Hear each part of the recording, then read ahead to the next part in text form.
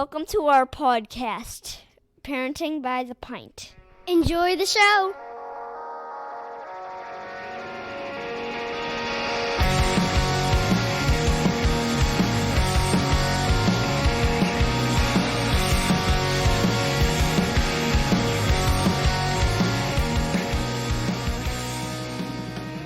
Greetings, Minivan Mafia. Lauren and I are longtime friends from Chicagoland that love getting together to chat about life, kids, family, and beer. Each week, we'll feature a brewery and sample at least 2 of their beers. We'll also discuss a variety of topics ranging from parenting, pop culture, travel, marriage, and just about anything else that comes to mind. Hey, everybody. Welcome back to another fun-filled episode. How's it going? Good. Welcome, everybody. Good. So we're going to go to somewhere brand spanking new tonight. Super excited. Yeah. So a couple weeks ago, my husband and I went to the Morton Arboretum for like a little beer festival, and it was freezing outside. Of course. It was like the coldest day it's been so far, but now it's a little bit warmer. It's actually warmer today, yeah. Yeah, so which is nice. But it won't be for long. Not it's temporary. Warm when I was out there, and we were outside in the dark for like 3 hours. So, in spite of that, though, we were fortunate All for beer. enough, yes, to stumble upon a brewery from Lisle, Illinois called Bubblehouse. Cool. And I really liked one of the beers that we sampled. And then my husband and I got a rare date night. Oh, my gosh. Shortly after, yes. And I was like, Lauren, we have to feature this brewery. So Awesome. So here we are. Yeah. And we're going to start with a beer that I saw the name of when you and I were setting up and was like, no, that's way too long. It's called 10-Second Hug. Excessive amount of time. If anybody who knows me is listening, you know that that's not an ideal hug length for me. Garrett doesn't. No touchy. That's doesn't a little like long. to be touched. I would think that maybe like a 5 or 6 seconds Perhaps. would probably be about good for me. Yeah. This is like... Little. Yeah. It's just like too many seconds for me. So let's give it a try, growler though. is huge. I hope you're thirsty. I know you're going to love it, so I'm not worried about that. But there is definitely a good amount in there. You know what? I could use a beer. It is like right? crazy time at work right now. And dude, I feel the that. holidays are crazy. And right? I've bought and wrapped like 4,500 presents, it feels like.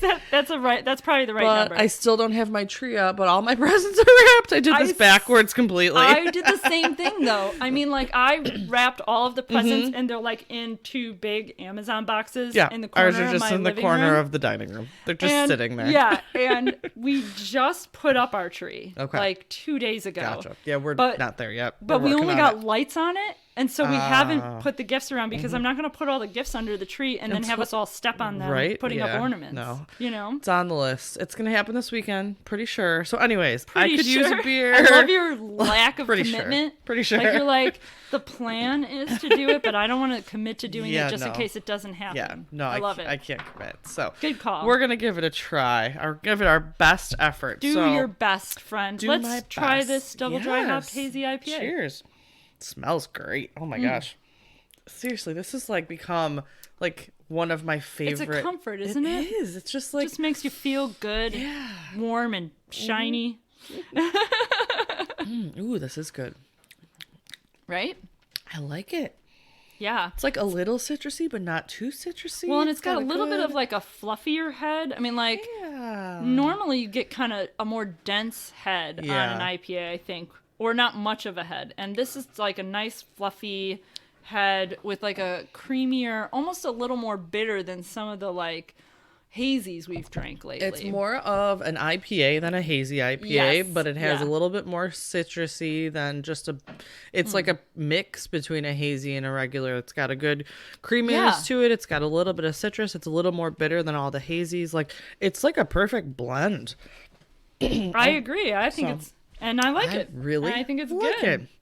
this is good. So good. So tell me about Bubblehouse. Yeah, I had never honestly heard. I've seen like things in the beer group and things like that, but I've never really heard much about them. And obviously because they literally open the first weekend of November. So like and this is the first week of December that we're talking about them. So it's brand new. Like they've been open a month. So yeah, so they're in Lisle, right off Ogden Avenue for any of you in the area. Oh, I will say that one of the things I really liked about visiting them was that it's almost walking distance from the Bavarian Lodge. Oh my gosh. So yeah. Oh, so that's we like ate a total there. selling point. Yes. We ate dinner there and then went to Bubblehouse. Oh, that sounds perfect. It was pretty great. Yeah. It was pretty great. And Bubblehouse was a really cool environment. Cool, yeah. Really like low key and simple, which I really like for breweries because I often mention how much I think it's ridiculous how much money they spend on like the aesthetics design. of it when it's there for the beer. Yeah, when I'm sitting in a chair that probably costs $200 to custom make. There are some that even my husband, who doesn't really drink beer, has walked in and been like, "How much do you think that chair cost?" And I'm like, well, I don't know, but a lot. More than probably a lot. So more than our I'm dinner. with you. Yeah. Yeah, so I'm totally with you on that. So they awesome. did have a cool sign, and I'm a sign person, so I noticed. True. But it's like this very architecture, like artsy looking thing that looks like bubbles on the wall, sort cool. of. That I wanted to go touch it, but my husband doesn't like it when I think he thinks it's hilarious. I tend to touch signs when I go places. It's one of my weird little things. It's a quirk. Because I have to know what it's made out of. Okay. And sometimes you can't tell by looking. And you have to touch it. And I can be like, oh, this is screen printed. And I touch it and I know. Well, Bubblehouse. Okay, so Bubblehouse. So it is John and April. They're a husband and wife team who own the place. April's a teacher, so I think this is mostly John's blood, sweat, and tears right now. Okay. They have 2 kids. So Bubblehouse, Bubble is like the literal presentation of what they love about beer. So he did an interview not too long ago with a podcaster that I actually got a chance to watch and learned a little bit about them. So, nice. Like when you're the yeast is converting to sugars and you see like the beer come to life. Like that's and you get the bubbles. Yeah, you get the bubbles. So like that's the literal bubble. And then kind of the house part is the figurative. They want people to feel at home and have a sense of community and have that community and love of beer and just have that bubble house. I love it. That's cool. So what a nice little combination of words. It was very endearing, I thought, to hear John describe their vision of Bubblehouse. I love it. That's wonderful. Yeah. So they just opened a month ago. Sounds like they've been home brewing, or John's been home brewing for quite a while now. I looked them up and I think they applied for the trademark on this in like 2018. So like it's probably been in the works for quite a while now. John was in the corporate job for a long time and started homebrewing after college and really got the passion for it. He went to COD, College of DuPage, for some of their craft beer program and to, continue that education. And like I said, April is a teacher. So he was saying that she actually started just as like a Coors drinker. She was not a craft beer girl to start. They've got a couple of kids, and they actually, how really they got into the business, I would say, is Skeleton Key does their incubator program. And we've talked about Skeleton Key before and this program. And they did a homebrew competition. It was called Spare Keys. And the winner got to do this incubator program. So they got to use Skeleton Key to brew their homebrew. I remember that. So that's how Bubblehouse really got going. They were the winners of that program. And with Skeleton Key, they got to brew, his formulation, his beer, and really started getting into the community in the area of brewers, which is an awesome. amazing community. That's awesome. And they're very lucky because the western suburbs are the most wholesome, supportive group of such a beer drinkers, brewers, tap room managers, like everybody we've run into. Honestly, it is that sense of community, you know. But so that's how they got started, which I think is so cool. We talked about really Skeleton cool. Key in that program, and it kind of all just comes full circle. So and here we are drinking the winner of that competition. What a cool thing. I thought that was really cool. So anyway, I will check out Bubblehouse at some point, hopefully soon. They are open right now through December. They are open on Wednesdays as well, but otherwise they're going to start opening on Thursdays, or they were opening on Thursdays. January, February often gets a little bit slower after the holidays, so I'm not sure what their hours will be. So check out their Facebook page and see when they're open. Make sure you give them a like. Yeah, for they're gonna be around, I think, for a little while. This is really good. Like, I'm really liking this one. They've got a handful of beers. They are currently only on draft and take home in growlers, but they're planning on at some point experimenting with canning. Once they get a feel for what people really want. So you can't. I get it. They've only been open a month, so like you gotta figure out what would people want to buy, so I'm sure they need some data and some time and whatnot to do that. But I'm super excited about them. So cool. That's a little bit about that Bubblehouse. Thank you for sharing that. That's such a great story. What a great origin story. I feel like we get a little bit of kind of always the same kind of story. Similar. Very similar. Home and brewers, you all get a lot of home brewers. Worked somewhere else, got a contact in the industry, blah, blah, blah. Yeah. But this is cool. I like that, There's Skeleton just an Key added does a layer cool here. program to help essentially other brewers get up and running. And I mean everything that happened with the tornado and with Skeleton Key, like you can just see the community that there is there too. Absolutely. They haven't just supported others. They're definitely getting support from the community, and it's a very comforting thing to see. We've talked at length about how fraternal the beer industry is, even on the whole, but from the definitely brewery, local. From the craft brewery or microbreweries perspective, it's just like everybody is everybody's friend. And it's a really nice perspective on running a business.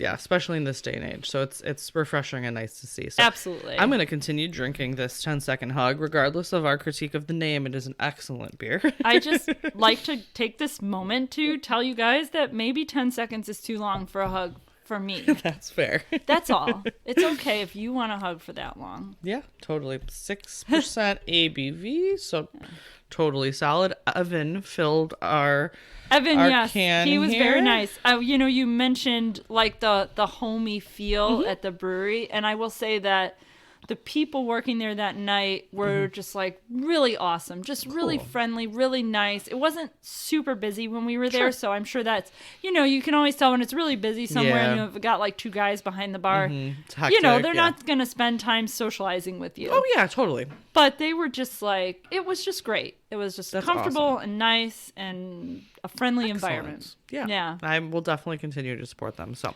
all right. So, as we drink our Bubblehouse, what are we talking about tonight? We are going to talk about treasures. Treasures of our own. Treasures we've received. Treasures we want to pass along. Yeah. What's junk and what's treasure? I think I could talk about what junk is that's the vast majority of things. Forever. And honestly, it's what it really boils down to is me weeding through the things that aren't junk, that are part of my life. Yeah. Man, I gotta do that. We've got so much clutter in our house right now that I'm like, I have to go through and find the treasures, the things that you want to keep, right?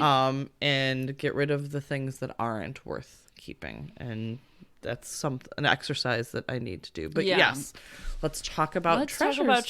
So I think I'm going to start from a greedy perspective and talk about the things that either have been passed down to me that I consider treasures, or that I would like to be passed down to me. I like it. Which is, where the greed comes in. Yeah, fair. And so, for example, I think I have two like really like big things that I've gotten as already been passed down to me that were definitely treasured by the person who had them and are treasured by me. One of them is this beautiful like ruby necklace that my grandmother gave to me.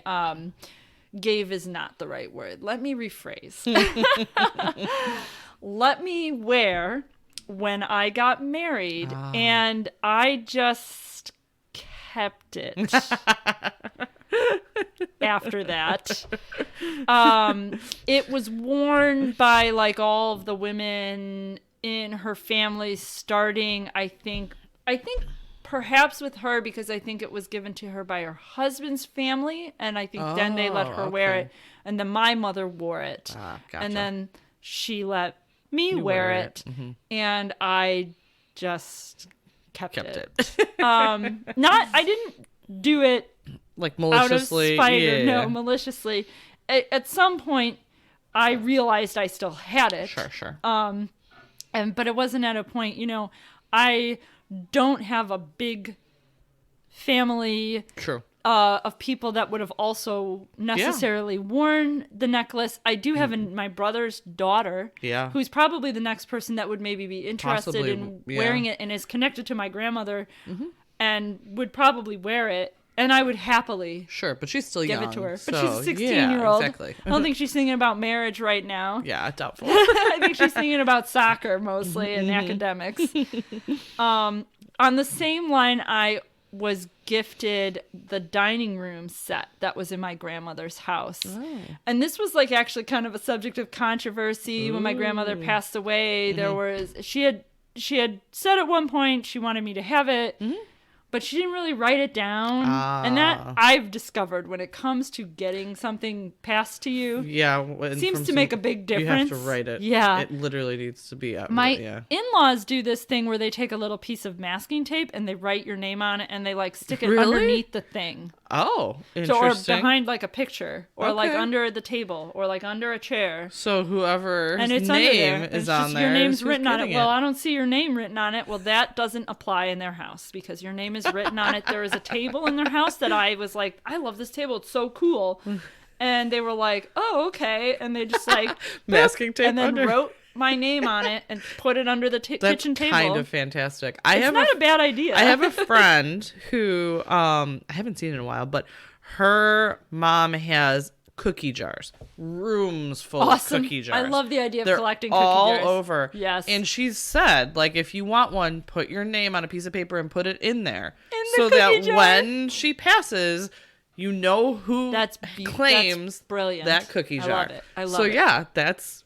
That's really cool. But yeah, same type of thing. All right. Label There's a name. This is who gets this. Yeah. We don't have that. I don't I would never really claim anything that was my husband's family's because I'm kind of that's not. I mean, my children want to, my husband wants to. But it's not obviously your my husband's role, sister. Yeah, but that's not really my. Totally get and that. I've seen that occur with my older generations of family members. You're like, I don't where want it's that created drama. conflict, We don't and need I don't that. need that. There's nothing, and we're not talking about valuables here. Yeah, and even still, it's not. It's that conflict within family isn't worth the material things. So yeah.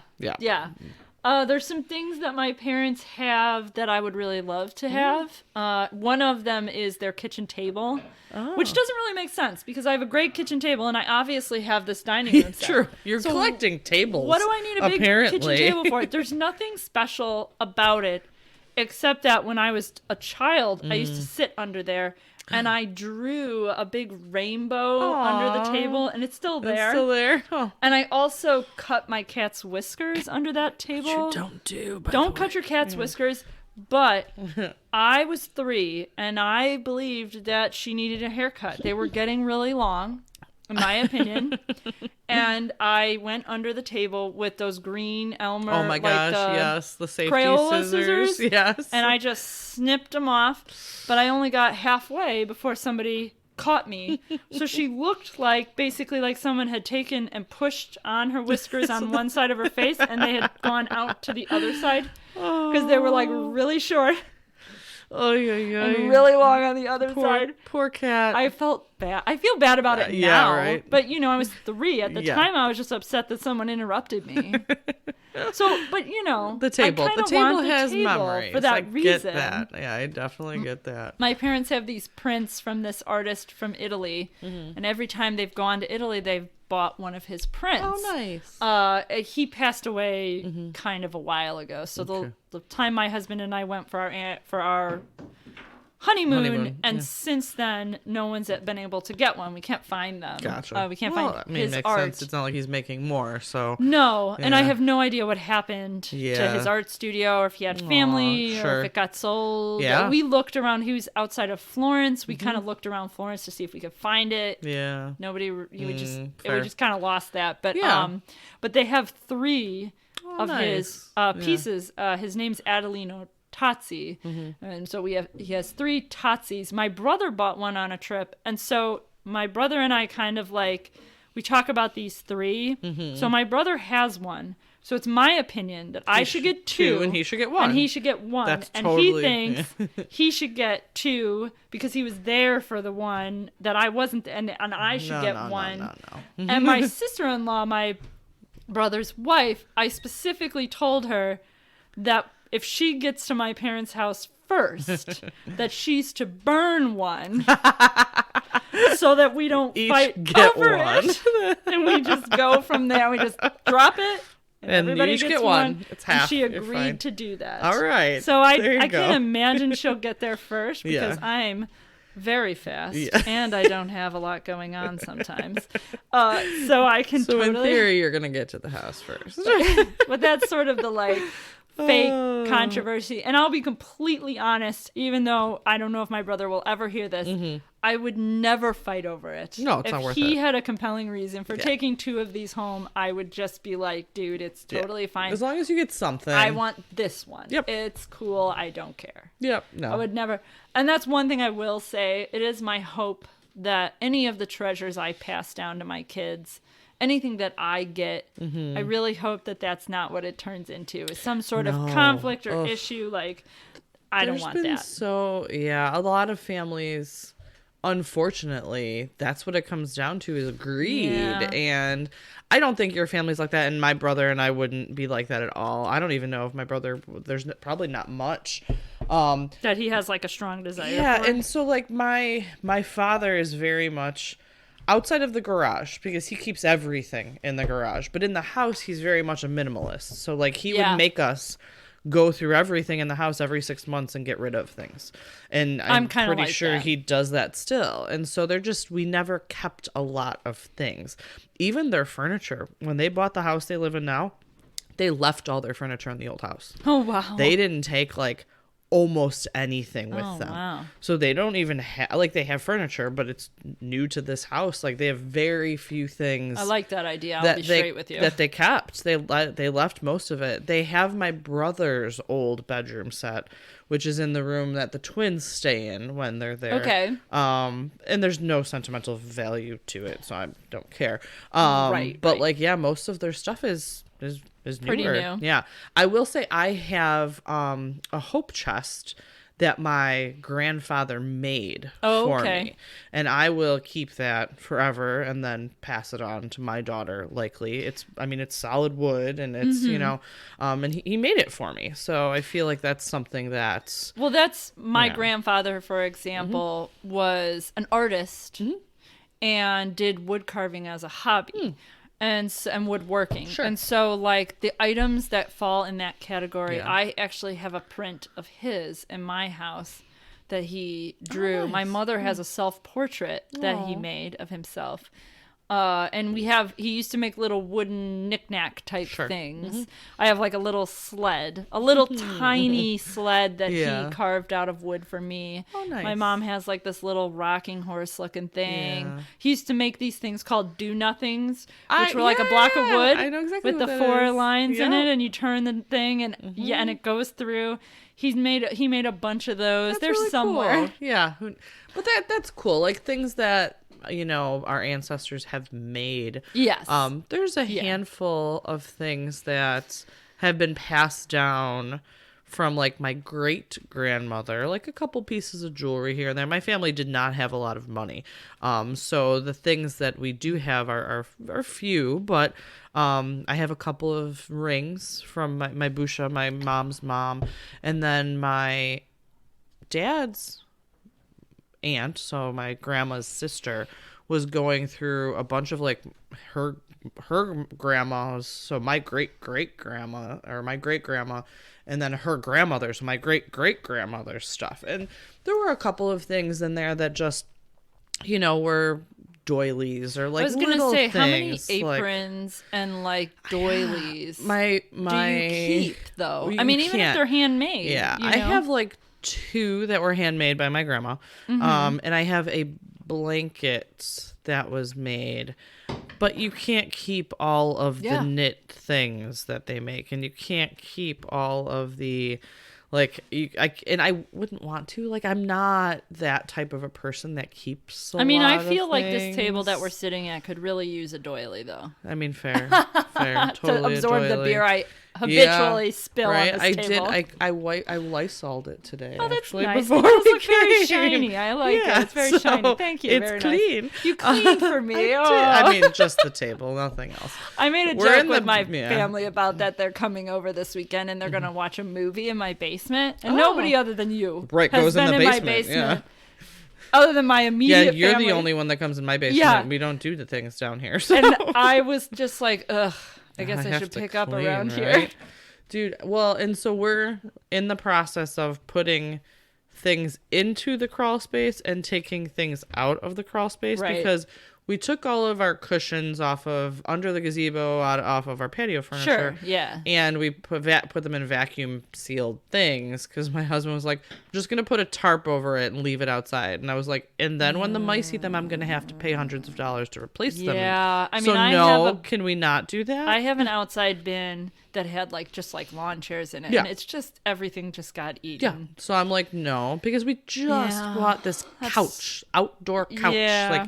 So anyways, moral of the story is I made him go get vacuum seal bags and put them in there. So those have to go into the crawl space, and my 3 Christmas trees and all of our decorations have to come out of the crawl space. Those transition periods are the worst though, aren't they? Because Totally there's always stuff everywhere. Yeah, that's where I'm at now. We took all the Christmas tree stuff out over the weekend. Okay. But we have not yet decorated the Christmas so tree. it's out. So there's just bins everywhere. And then when that's one of my least favorite things about decorating is that you take the bins out, you put the stuff up, and then you put the bins back, and then you have to do it all over again. Yeah.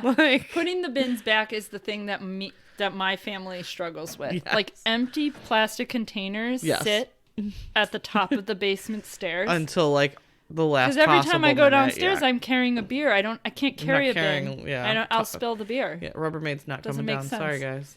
and it is frowned upon when I just push it down the stairs. For some reason, empty. Nobody likes that. My cat, my husband, so loud. Cat, my cat does. Yeah. But as I think about that, I wonder what kind of things are in my crawl space that I might want to keep or pass down to... the Christmas decorations. I mean, what about some of that There's stuff? definitely some. So I will pass down my 39 currently and counting Hallmark Victorian house ornaments to my daughter. My mother has been giving me a Christmas ornament for my entire life. And there's not 39. There's actually, they started in 1984. I think this Hallmark series started in 1984 and is still going. Wow. And I have every single one of them. Wow. So, yeah. I actually had to replace one because it broke. Oh. And it was $85 freaking on eBay. These stupid ornaments are collectibles. And I'm like, I will never sell it because it's not the point. No, but that's exactly what we're talking about, though, right? People want to spend that much money on it. Funny. But it's amazing what's worth money like that, it's worth whatever someone will pay for it, I guess. Right? But I will pass that down to my daughter because that's a tradition that my mother started with them too. Is everyone gets an ornament every year. My mom does that too. So, which I really like. Yeah. Although there was a period where she was buying these really beautiful Lenox glass ornaments. Oh, yeah. And they are gorgeous and I love them, but they're heavy. They are. Yeah. And we've had a couple casualties. Yeah. And it makes me sad. I want her to buy them. Oh, for Mom, sure. if you're listening. Yes, This don't is not stop. complaining. Yes, no. If you want to buy my kids ornaments or me an ornament, I will 100% always take it. Yes. I just worry about, like, there's a little, I put them all in like one box and I just put them all up first. When we like start, I go to the box and I rush through All of them. and I hang up You're all like, these fragile these are going to be the most ornaments stable. Yeah. in places that are out of reach. Yep. No, And my I totally kids will get start it. running toward the box and I'll be like, no, it's No, okay, you get those. Over there. Yeah. You put up all those like paper wreaths you keep bringing home. All of the things you made, you put those up. Yeah. But yeah, that's definitely something that I would continue to pass down that I've had. Right? And but there's probably things I don't count this as treasure, but my mother gave my daughter a doll that she had when she was a kid. Scary doll? The creepy doll that I posted on Facebook? Yes. That's the creepy doll. Freaked me out, man. Yeah, I thought about it later. I'm gonna seriously post a picture on the Facebook page because yes, you should. It's this creepy doll, and my mom's gonna be I don't know. My mom's gonna be like 68. So this was her doll when she was a kid. That's so weird. So the doll is old. And it's creepy, and my daughter put it in the corner of her room. That's the worst part. When you walk in, you just see this creepy doll staring at you. I don't like it. Right? And so I think that she treasures that, while as I do not. You're like, I could live without this thing. I could live without I'm not the a huge creepy doll. fan of the creepy doll phase. I will say that while I never really support the whole like gender role thing or whatever, and if my boys wanted a doll, I would gladly get it for them. But And not one of that my one. kids, Yeah. one of my kids did have kind of a My Little Pony phase, and I was perfectly happy to get whatever. him My Little Ponies. But I'm kind of glad that we don't have dolls. I will say that you've reminded me that when I was growing up, my mother used to get me porcelain dolls. Oh, yes. And they still exist, man. And they were creepy, too. There's a whole cabinet of them in the room that I lived in. Yeah. It wasn't in there when I lived there. It is Okay. now. They're in there, man. Yeah. And that's not even all of them. But they're scattered about my parents' house, and I don't know what. I told my husband that I was going to take all of them and put them on like a bookshelf in the basement in like a dark That's all corner. that is, right? Yeah. He was just like, "That's terrifying," and I was Yes. like, Yes, it is. I know. I agree. No one. Yeah. If you ever want to scare someone, creepy old dolls. Creepy old That's dolls. the way to go. I'm telling Especially you. glass eye dolls, the ones who stare. Those are so creepy. So we haven't really talked too much Anyways. about things that we would pass on. You talked actually you yes. talked a I lot did about a it. lot. I didn't say very much. One thing that I've been thinking about is this podcast. Oh. And I thought to myself, now Lauren and I will have to die for it to end. Yeah, I mean, because really. I'm not going to Who stop. doesn't like talking and drinking? I mean, beer? like, there's going to have to be, like, a medical reason for us to stop recording. And I'll be honest with you, even if there is, I will spit the beer out and just sip it with you. Taste it. It's just and like talk a to you. wine tasting. You get the Yes. flavor. But I mean, realistically, that's not happening. So Right. Yeah. However, yeah, I will hopefully perish before I have to stop drinking. Yeah. No. Fair. Agreed. But, who knows what the future may hold? Who knows which ones of our children may be sitting at this table with us someday talking about their newborn? Yeah, they totally will. My kids actually ask sometimes, like, when are we going to do a podcast Yeah, again? my kids do too. Yeah, so we should totally do that. But Yeah, we should get them in here again. Maybe we'll do another like Christmas present Yeah, episode. I like it. Because that was really fun. The kids really liked it. We'll get them together. Yes, now that we can. Yeah. I like it. My kids And I'm would be excited. sure they would love that. My So kids. That's on the agenda. I like this idea that our kids would definitely continue on that tradition. I will. Side note: my kids, I was super proud of. They, the twins, were asked to talk at the school board meeting a couple of weeks ago. Oh. So they had to talk about like something that they're working on in school and just like how the school year's going. And it was right before Thanksgiving and right after they wrote these like haunted house stories and stuff. Oh, yeah. So my daughter was like totally fine. She was not scared at all. She had no Nice. nerves whatsoever. She just got up there and was talking about the haunted house story she wrote about a witch and boys and how the witch cooked the boys into the pie. I love that. I love that.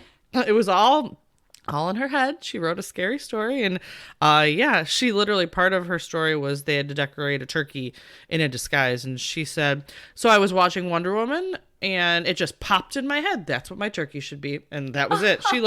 She talks exactly how she thinks.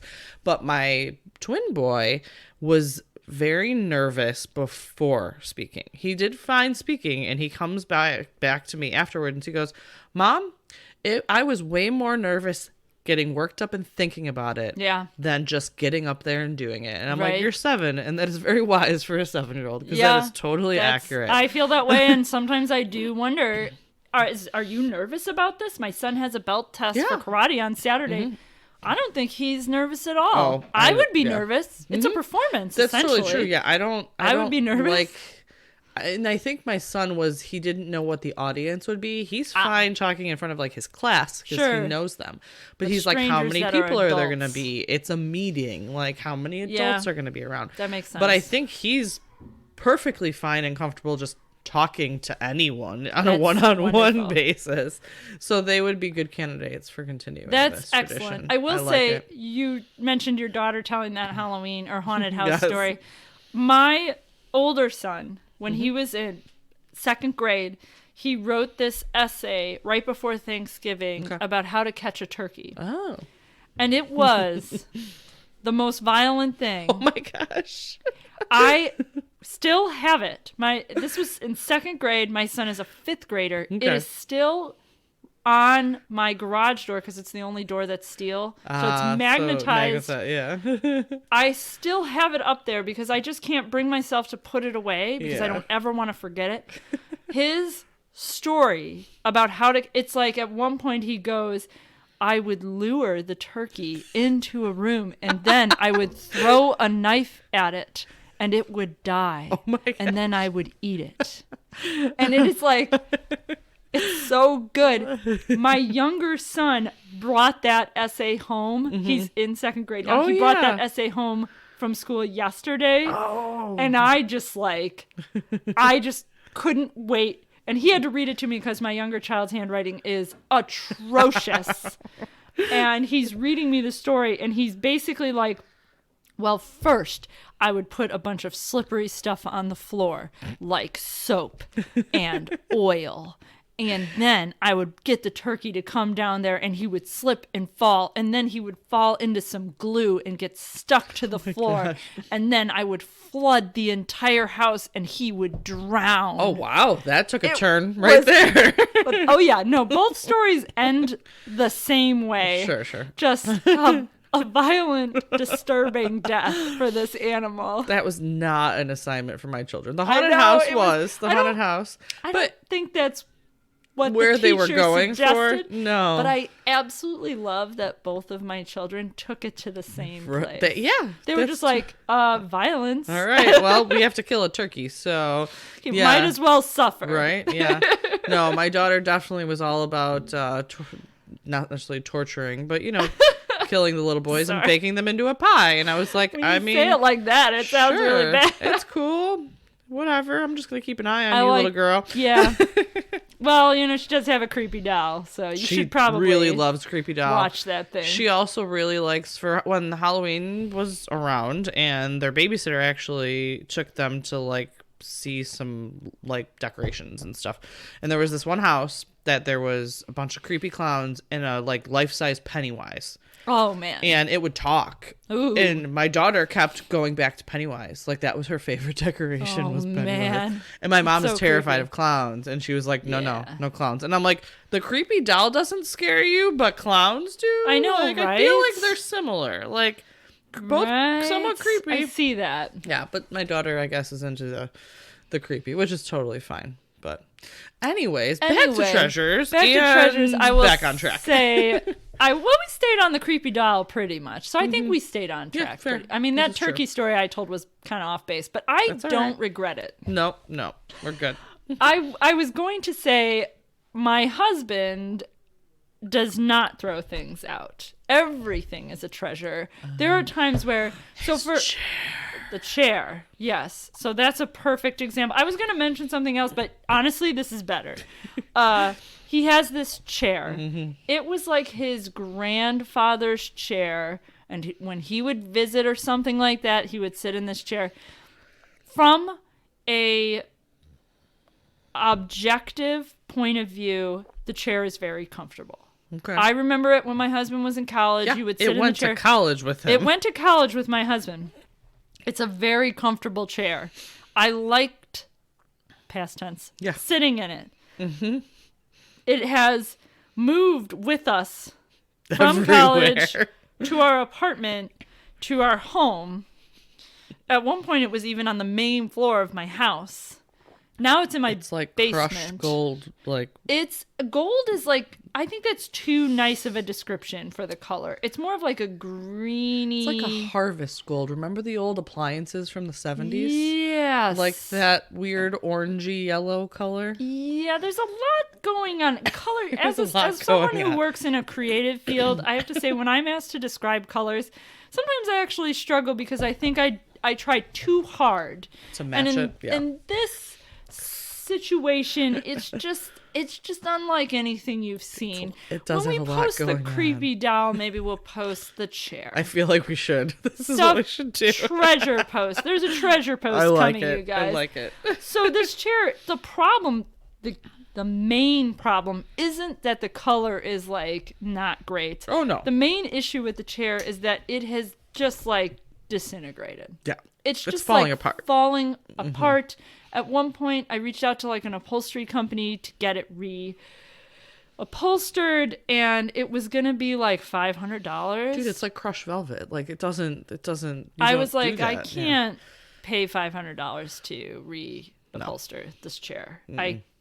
I'll buy you a new chair. Yes. And I was, of course, that's not the point. I know. And I respect that, but I'm like this close to getting him to throw it away. At one point, we were throwing away some other furniture that is just plain ruined. Sure. It's not something I could donate. It's like ripped and damaged and dirty. And because I have a cat and he's disgusting. Cat, kids, and children, that spill stuff. Honestly, it's all of those things. Yeah. But we were throwing away other furniture, and I walked over to the chair, and I was just like, what do you think about keeping the chair?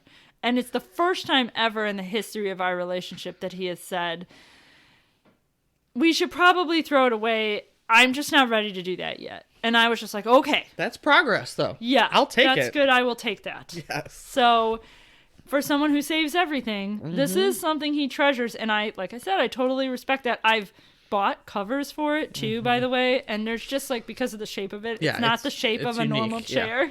Yeah. None of the covers ever fit. Yep. I would conclude the treasures conversation by saying that there are things that I feel like are somewhat valuable to me, and that I don't know what I will end up doing with them. Oh, yeah. So, and I mean, like, to a small extent, like photos, for example. We all have boxes of photos. I do. And it's hard to decide, well, what do you do with all those photos? I mean, what do you do with pictures of you with your relatives that your children have never met? True. My parents have pictures from, my gosh. I mean, I'm sure if we went through my parents' basement, we'd see pictures from all of our childhood. I know. That should be an episode. We should do this. Yes, we should go right? Through. We'll just we sit should here have and a look treasures at number photos. 2. And Treasures part 2, where we YouTube go through all our and, old stuff. Yeah, but yeah, no, that's true. If there's, and even sometimes things of people that they've never met, it doesn't hold as much value to them as it does us. I mean, I think of myself. I mean, my mother has boxes of photos of relatives that I don't know. Yeah. And she'll look at them with me and she'll be like, oh, this is your So-and-so, grandfather's brother. And I'm just like, oof, that's too remote. Yeah. I don't know like that guy. My mom has some old pictures of my grandparents. Sure. So that's cool. I would keep. Yeah. Because they're, first of all, they're cool looking. Second of all, I knew them. Yes.